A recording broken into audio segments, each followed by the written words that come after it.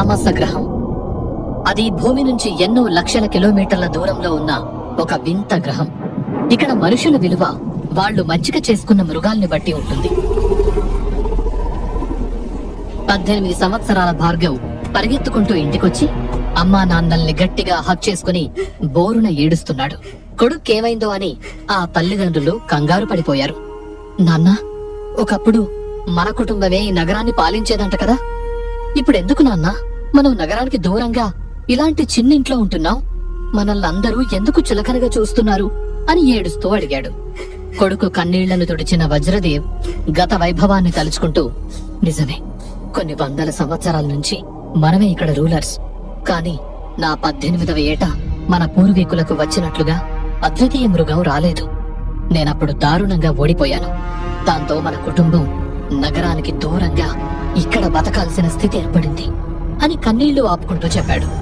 ఈ తామస గ్రహంలో ఒక ఆచారం ఉంది. 18 సంవత్సరాలు నిండిన ప్రతి ఒక్కరూ ఏదో ఒక బీస్ట్ తో జత కట్టాలి. అల్ప మృగం, సామాన్య మృగం, పవిత్ర మృగం, దివ్య మృగం, అద్వితీయ మృగం. ఇలా ఈ మృగాల్లో వేరువేరు లెవెల్స్ ఉంటాయి. దివ్య మృగం, అద్వితీయ మృగం కేవలం ఆ ప్రపంచంలో ఉన్న గొప్ప గొప్ప ఫ్యామిలీలకు మాత్రమే వారసత్వంగా లభిస్తూ ఉంటాయి. కాబట్టి మిగిలిన వాళ్లంతా పవిత్ర మృగం రావాలనే కోరుకుంటారు. కానీ అది అనుకున్నంత సులభమేం కాదు. నగరంలో ఉన్న ప్రతి ఒక్కరూ వేచి చూస్తున్న బీస్ట్ సెరమనీ జరిగే రోజు రానే వచ్చింది. భార్గవ్కు మాత్రం ఇది చావో రేవో తేల్చుకునే సమయం. ఎన్నాళ్ల నుంచో తల్లిదండ్రులు పడుతున్న అవమానాల్ని చూసి భార్గవ్ రక్తం ఉడికిపోయేది. కుటుంబం గురించి నిజం తెలిసాక భార్గవ్లో పంతం పెరిగి, అమ్మా, నాన్న, నేను ఎలాగైనా అద్వితీయ మృగాన్ని మచ్చిక చేసుకుంటాను, మీకు పూర్వ వైభవాన్ని తిరిగి తెస్తాను అని శపథం చేశాడు. కొడుకులో రగులుతున్న బాధను, ఆవేశాన్ని చూసి వాళ్లు ఏం మాట్లాడకుండా ఉండిపోయారు. నాన్న, బీస్ట్ సెరమనీ కాసేపట్లో స్టార్ట్ అయ్యేలా ఉంది, నేను వెళ్తాను, ఆశీర్వదించండి అని తల్లిదండ్రుల పాదాలకు నమస్కారం చేశాడు. భార్గవ్ తల్లి ఇందిర కొడుకు నుదుటి మీద వీరతిలకం దిద్ది బీస్ట్ సెరమనీకి సాగనంపింది. భార్గవ్ అక్కడికి చేరుకునేసరికి సెరమనీ ప్యాలెస్ మొత్తం స్టూడెంట్స్ తో నిండిపోయింది. యువకులందరూ ప్యాలెస్ మధ్యలో ఉన్న ఒక పెద్ద మైదానానికి చేరుకున్నారు. ఆ మైదానం మధ్యలో దివ్య జలాలతో నిండిన ఒక చిన్న సరస్సుంది. మాస్టర్ ఆత్రేయ గంభీరంగా నడుచుకుంటూ సరస్సు ముందున్న వేదిక మీదకు చేరుకున్నాడు. అతనితో పాటు ఒక భారీ మృగం కూడా తోడుగా వచ్చింది. ఆయన్ని చూడగానే యువకులందరూ అలర్ట్ అయ్యారు. పిల్లలు, మీరంతా సిద్ధంగానే ఉన్నారుగా? జాగ్రత్తగా వినండి. మీరందరూ ఒక్కొక్కరుగా వచ్చి ఇక్కడున్న ఒక యజ్ఞ తీసుకుని ఈ సరస్సు మధ్యలో ఉన్న వెండి పాత్రలో పెట్టాలి. మీలో ఉన్న బలాన్ని, బలహీనతల్ని బట్టి, అలాగే మీ పూర్వీకుల దీవెనల్ని బట్టి ఒక మృగం గుడ్డులోంచి బయటకొచ్చి మీతో మమేకమవుతుంది అని చెప్పాడు మాస్టర్ ఆత్రేయ. అతను అలా అనగానే స్టూడెంట్స్ అందరూ మనసులోనే వాళ్ల పూర్వీకులకు వేవేల దండాలు పెట్టుకున్నారు. ఆత్రేయ మళ్లీ మాట్లాడుతూ, ఇంకో విషయం గుర్తుపెట్టుకోండి. ఆకాశంలో నుండి ఒక నీలిరంగు కాంతి వచ్చి ఆ వెండి పాత్ర మీద పడ్డప్పుడే గుడ్డును అందులో పెట్టాలి. అప్పుడే ఆ గుడ్డు దివ్య జలాల్ని గ్రహించి అందులోంచి మృగం బయటకొస్తుంది అని చెప్పగానే అందరూ అరుస్తూ చప్పట్లు కొట్టారు. మీకొచ్చే బీస్ట్ ని బట్టి 8 ఏళ్లు మీకు అకాడమీలో ట్రైనింగ్ ఉంటుంది. అల్ప మృగం వచ్చిన వాళ్లు బానిసలుగా, సామాన్య మృగం వచ్చిన వాళ్లకు సేవకులుగా శిక్షణ లభిస్తుంది. పవిత్ర మృగం వచ్చిన వాళ్లకు మాత్రం అన్ని సౌకర్యాలతో కూడిన శిక్షణ లభిస్తుంది అని చెప్పాడు. అయితే దివ్య మృగం, అద్వితీయ మృగాల గురించి మాత్రం మాస్టర్ ఆత్రేయ చెప్పలేదు. దివ్య మృగం నగరంలో కేవలం 5 కుటుంబాల దగ్గరుంటే అద్వితీయ మృగం కేవలం నగరపాలకుడి దగ్గరే ఉంది. ఆత్రేయ చెప్పిందంతా శ్రద్ధగా విన్న తర్వాత యువకులందరూ ఒక్కొక్కరుగా వెళ్లి ఒక గుడ్డును తీసుకుని నీలిరంగు కాంతి కోసం ఎదురు చూస్తూ సరస్సు చుట్టూ నిలుచున్నారు. అక్కడికొచ్చిన వాళ్లంతా ఖరీదైన బట్టల్లో మెరిసిపోతున్నారు. భార్గవ్ ఒక్కడే కాస్త మురికి బట్టలతో, చిరిగిన చెప్పులతో వచ్చాడు. సంపన్న కుటుంబం నుంచి వచ్చిన ఆదర్శ్ భార్గవ్ చేతిలోని భారీ గుడ్డును చూసి, రేయ్, ఆ బఫూన్ గాడి గుడ్డేంట్రా అంత పెద్దగా ఉంది అని పక్కనున్న కైలాష్ ని గుసగుసగా అడిగాడు. వాడి బొందా, గుడ్డు పెద్దగా ఉందని తీసుకున్నాడనుకుంటా. వాడికేదో పనికి మాలిన మృగమే వస్తుంది చూడు. ఒకవేళ వాడికి పవిత్ర మృగం వచ్చినా బలవంతంగానైనా లాక్కుందాంలే అని వెటకారంగా అన్నాడు కైలాష్. నిజమేరా, మనం లాక్కుంటే వాడికి అడిగే దిక్కెక్కడిది? అని ఆదర్శ్ అనగానే కైలాష్ కూడా బిగ్గరగా నవ్వాడు. ఆ మాటలు వినిపించగానే భార్గవ్ కి కోపం వచ్చింది. కాని ఏం రియాక్ట్ అవ్వకుండా అద్వితీయ మృగమే నా టార్గెట్, ఇంకేది వద్దు అని మనసులోనే బలంగా కోరుకున్నాడు. సరిగ్గా అప్పుడే చేతిలో మెరుస్తున్న గుడ్డుతో అక్కడికొచ్చింది సోఫీ. ఆమె కనిపించగానే కళ్లతోనే పలకరించాడు భార్గవ్. కాని భార్గవ్ ని ఏమాత్రం పట్టించుకోనట్టు చూపు విసిరి సైలెంట్ గా సరస్సు దగ్గరికి వెళ్లిపోయింది సోఫీ. సెరమనీని ఆరంభిస్తూ సేవకులు అక్కడున్న గంటలు మోగించారు. ఆత్రేయ తిరిగి తన కుర్చీలో కూర్చోగానే పెద్ద శబ్దంతో నీలిరంగు కాంతులు ఆకాశాన్ని చీల్చుకుంటూ వచ్చి సరస్సు మీద ఒక పెద్ద వలయంలా ఏర్పడ్డాయి. చాలా సేపటి నుంచి వేచి చూస్తున్న సమయం రావడంతో స్టూడెంట్స్ అందరూ సరస్సు చుట్టూ గుడ్లను పట్టుకుని మాస్టర్ ఆత్రేయ పిలుపు కోసం ఎదురు చూస్తున్నారు. అందరికంటే ముందుగా ఆదర్శ్ తన అదృష్టాన్ని పరీక్షించుకుంటాడు అని మాస్టర్ ఆత్రేయ అనౌన్స్ చేయగానే ఆదర్శ్ గర్వంగా నవ్వుతూ ముందుకు కదిలి తన చేతిలో ఉన్న గుడ్డును ఆ సరస్సు మధ్యలో ఉన్న వెండి పాత్ర మీద పెట్టాడు. అంతే, ఒక్కసారిగా ఆ నీలిరంగు వలయం నుండి ఒక మెరుపు మెరిసి గుడ్డు మీద పడింది. అదే క్షణంలో ఆ పవిత్ర జలాల్లో ప్రకంపనలు మొదలయ్యాయి. అప్పటి వరకు నీలిరంగులో ఉన్న నీళ్లు సడన్ గా ఎర్రటి రక్తంలాగా మారిపోయాయి. చూస్తుండగానే ఆ గుడ్డులో నుండి ఒక మృగం గర్జిస్తూ బయటకొచ్చింది. కైలాష్ ఉత్సాహంగా అరుస్తూ, బల్లి, నిప్పులు కక్కే భారీ బల్లి, సావుకి కూడా చెమటలు పట్టించేలా ఉంది. ఇది ఖచ్చితంగా పవిత్ర మృగమే. అన్నా, నువ్వు అద్దరు కొట్టేశావు అని గట్టిగా అరుస్తూ విజిల్స్ వేశాడు. సరస్సు నుండి బయటకొచ్చిన ఆ భారీ మృగం ఆదర్శ్ బాడీతో జతకట్టగానే అతని శరీరంలో మార్పులొచ్చాయి. ఆదర్శ్ అందర్నీ ప్రౌడ్ గా చూస్తూ చిటికేశాడు. అతనలా చిటికేయగానే మునివేళ్ల నుంచి భగ్గుమని మంట పుట్టింది. అతని శరీరం చుట్టూ అగ్ని అలుముకునేసరికి చాలా పవర్ఫుల్ గా కనిపించాడు ఆదర్శ్. ఫైర్ వారియర్ లా ఉన్నావన్నా అని ఆదర్శ్ ని పొగుడుతూ అరిచాడు కైలాష్. ఆ తర్వాత నీలిరంగు వలయం వేగంగా తిరుగుతుంటే అక్కడున్న వాళ్ళందరూ తమ అదృష్టాన్ని పరీక్షించుకోవటం మొదలుపెట్టారు. అందరికీ వారి వారి స్థాయిల్లో బీస్ట్లు దొరుకుతున్నాయి. కాసేపటికి మాస్టర్ ఆత్రేయ ముందుకొచ్చి, ఇప్పుడు సోఫీ వంతు అని చెప్పగానే అందరి కళ్ళు పెద్దవయ్యాయి. సోఫీ అందానికి ఫిదా అవని కుర్రాడు ఎవ్వరూ ఈ సిటీలో ఉండరు. భార్గవ్ కి కూడా ఆమె మీద క్రష్ ఉంది. కానీ తన కుటుంబ పరిస్థితి వల్ల ఎప్పుడూ దగ్గరయ్యే ప్రయత్నం చెయ్యలేదు. అందరూ ఆశ్చర్యంగా చూస్తుండగానే సోఫీ చాలా కాన్ఫిడెంట్ గా నడుచుకుంటూ వెళ్లి తన గుడ్డుని వెండి పాత్రలో పెట్టింది. వాతావరణం ఒక్కసారిగా మారిపోయింది. నీలిరంగు వలయంలో ఒక మెరుపు మెరిసి ఆ గుడ్డు మీద పడగానే చిన్న క్రాక్ వచ్చి అందులోంచి పొగలు బయటకొచ్చాయి. అప్పటి వరకు నీలిరంగు నుంచి ఎరుపు రంగులోకి మారిన నీళ్లు ఇప్పుడు మాత్రం కారు నలుపు రంగులోకి మారిపోయాయి. అందరూ చూస్తుండగానే ఒక నల్లటి తోడేలు ఊల వేస్తూ బయటకొచ్చింది. వామ్మో, నల్ల తోడేలు అని అందరూ గట్టిగా కేకలు వేశారు. ఆ నల్ల తోడేలు సరస్సు నుంచి బయటకొచ్చి సోఫీ ముందు మోకరిల్లింది. తోడేలు చేస్తున్న సౌండ్ కి అందరి గుండెలు అదిరిపడ్డాయి. అది దివ్య మృగంరా నాయనా, సోఫీ జాక్పాట్ కొట్టేసింది అని అందరూ ఆమె వైపు అసూయగా చూశారు. ఆ నల్ల తోడేలుతో సోఫీ పైరప్పవగానే ఆమె శక్తి అమాంతం పెరిగింది. చూస్తుండగానే పవర్ఫుల్ వారియర్ లా కనిపించింది. శారీరక బలం దాదాపు 500% పెరిగింది.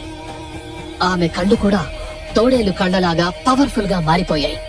ఆత్రేయ నవ్వుతూ ఆమెను అభినందించి భార్గవ్ వైపు తిరిగి, నెక్స్ట్ నువ్వే భార్గవ్, వచ్చి నీ అదృష్టాన్ని పరీక్షించుకో అని పిలిచాడు. భార్గవ్ బిక్కుబిక్కుమంటూనే సరస్సు ముందుకు వెళ్లి గుడ్డును వెండి పాత్రలో పెట్టాడు. క్షణాల్లోనే సరస్సులోని నీలిరంగు కాంతి ఎరుపు రంగులోకి మారిపోయింది. రేయ్, గుంపతీసి వేస్ట్ గాడికి దివ్యమృగం వస్తుందంటావా? చిటికెలో కలర్ మారిపోయిందేంటి అని కైలాష్ ని భయంగా అడిగాడు ఆదర్శ్. వామ్మో, వాడు పెద్ద గుడ్డు తీసుకొచ్చినప్పుడే డౌట్ వచ్చింది అని అద్దురుతున్న గుండెలతో చెప్పాడు కైలాష్. అసలేం జరుగుతుందో అర్థం కాక భార్గవ్ అయోమయంగా చూస్తుండగానే ఆ వలయం నుంచి మెరుపు మెరిసి గుడ్డు మీద పడింది. వెంటనే అది పగిలిపోయి అందులోంచి చిన్న చీమ బయటకొచ్చింది. దాన్ని చూడగానే సరస్సు చుట్టూ ఉన్న వాళ్ళు పడి పడి నవ్వారు. ఒరేయ్, ఇదేంట్రా, గుడ్డు చూస్తే అంతుంది, వీడి పీస్ట్ చూస్తే ఇంతుంది, పోయి చీమొచ్చిందా? నల్ల చీమనా ఎర్ర చీమనా? పాపం, కనీసం అది సరస్సులోంచి బయటకు కూడా రాలేదు కదరా అని గట్టిగా నవ్వాడు కైలాష్. ఆ చీమ బయటకు రాలేకపోవడం చూసిన మాస్టర్ ఆత్రేయ సర్వెంట్ ని పంపించి ఆ చీమను బయటకు తీసుకురమ్మని ఆర్డర్ వేశాడు. ఆ చీమని సర్వెంట్ దగ్గర నుంచి ఆదర్శ్ బలవంతంగా లాక్కుని దాన్ని భార్గవ్ చేతిలో పెడుతూ, తీసుకోరా నీ బీస్ట్ చీమ. అసలు బీస్ట్ అని పిలవడానికి కూడా అర్హత లేని బీస్ట్ ని నువ్వు సొంతం చేసుకున్నావు. గ్రేట్రా నువ్వు అని గట్టిగా నవ్వాడు. ఒరేయ్, బీస్ట్ కాదు కదా, కనీసం పురుగు అని పిలవడానికి కూడా అర్హత లేదురా దానికి అని కైలాష్ కూడా గట్టిగా నవ్వాడు. ఆ తర్వాత భార్గవ్తో ఆ చీమ పేరపవుతూ అతని బాడీలోకి వెళ్ళింది. అయితే దానితో అనుసంధానం అయ్యాక కూడా భార్గవ్ బాడీలో ఎలాంటి మార్పులు కనిపించలేదు. కేవలం అతని బాడీలో 10% శక్తి పెరిగిందంతే. కళ్ల ముందు తల్లిదండ్రుల రూపం కదులుతూ ఉంటే భార్గవ్ కళ్లలో నుంచి కన్నీళ్లు టపటపా బయటకొచ్చాయి. ఆ చీమతో పేర పైన కాసేపటికి సడన్ గా భార్గవ్ తల మీద కొమ్ముల్లాగా 2 పుట్టగొడుగులు మొలిచాయి. అది చూసి అక్కడున్న ప్రతి ఒక్కరూ మళ్లీ పడి నవ్వారు. లూజర్ భార్గవ్, లూజర్ భార్గవ్ అని అందరూ ఎగతాళి చేస్తుంటే భార్గవ్ కి తల కొట్టేసినట్టయింది. ఆపండి, ఎగతాళి చేయటం పద్ధతి కాదు. భార్గవ్, నువ్వు నిరాశపడకు. ఈ 8 ఏళ్లలో నీకిచ్చే ట్రైనింగ్ లో కష్టపడితే ఈ బీస్ట్ ని నెక్స్ట్ లెవెల్లోకి తీసుకెళ్లొచ్చు అని ధైర్యం చెప్పాడు ఆత్రేయ. కొంతమంది రాత ఏం చేసినా మారదు. రై లూజర్, బానిసగా బతకడానికి రెడీగా ఉండు. ఈ 8 ఏళ్లలో నీకు నరకం అంటే ఏంటో చూపిస్తాను అని భార్గవ్ ని భయపెట్టాడు ఆదర్శ్. అంతమంది నవ్వులు అవమానాల మధ్య భార్గవ్ తలదించుకుని వెనక్కొచ్చాడు. ఆచార్య ఆత్రేయ కాస్త ముందుకొచ్చి, ఈ రోజు నాకు చాలా ఆనందంగా ఉంది. ప్రతి ఒక్కరికి ఒక బీస్ట్ వచ్చింది.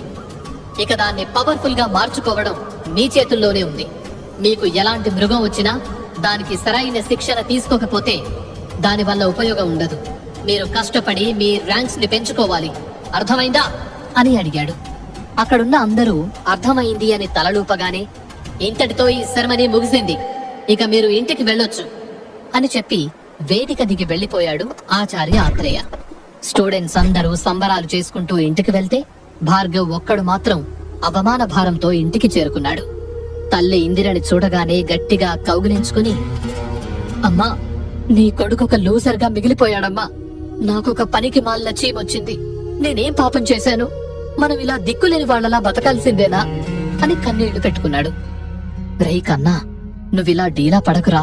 నీకెలాంటి బీస్ట్ వచ్చిందనేది ముఖ్యం కాదు, నువ్వే మాకు ముఖ్యం అని దగ్గరికి తీసుకుని హత్తుకుంది ఇందిర. వజ్రదేవ్ కూడా భార్గవ్ ని ఓదార్చే ప్రయత్నం చేశాడు కాని అతని వల్ల కూడా అవలేదు. వాళ్లకు ముఖం చూపించలేక గదిలోకి వెళ్లి తలుపేసుకున్నాడు భార్గవ్. ఇందిర కంగారు పడుతూ, వీడేమైనా చేసుకుంటాడేమో అని భయమేస్తోందండి అని భర్తతో దిగులుగా చెప్పింది. నువ్వేం కంగారు పడకిందిరా. మనకు పుట్టిన కొడుకు పిరికివాడు కాదు, వాడు చాలా ధైర్యవంతుడు. మనకు పెళ్లైన చాలా ఏళ్లకు వీడు పుట్టాడు. నీ గుర్తుందా? వాడు పుట్టిన క్షణంలో ఆకాశంలో కూడా ఒక అద్భుతం జరిగింది. ఎన్నో సంవత్సరాలుగా నలుపు రంగులో ఉన్న ఆకాశం ఆ రోజు ఆరెంజ్ రంగులోకి మారిపోయింది. వీడి పుట్టుక ఒక మహాద్భుతం అని భార్యకు ధైర్యం చెప్పాడు వజ్రదేవ్. అదంతా నాకు తెలీదండి. ఈ చీమతో వీడు అకాడమీలో 8 ఏళ్లు బానిస కన్నా నీచంగా శిక్షణ తీసుకోవాల్సి వస్తుంది కదా అని ఏడుస్తూ చెప్పింది ఇందిర. లేదు, నాకు వాడి మీద నమ్మకం ఉంది. ఏదో ఒక రోజు వాడు మనం గర్వపడేలా ఎదుగుతాడు అని ధైర్యం చెప్పాడు వజ్రదేవ్. గదిలోకి వెళ్లిన భార్గవ్ కి వీళ్ల మాటలు క్లియర్ గా వినిపిస్తున్నాయి.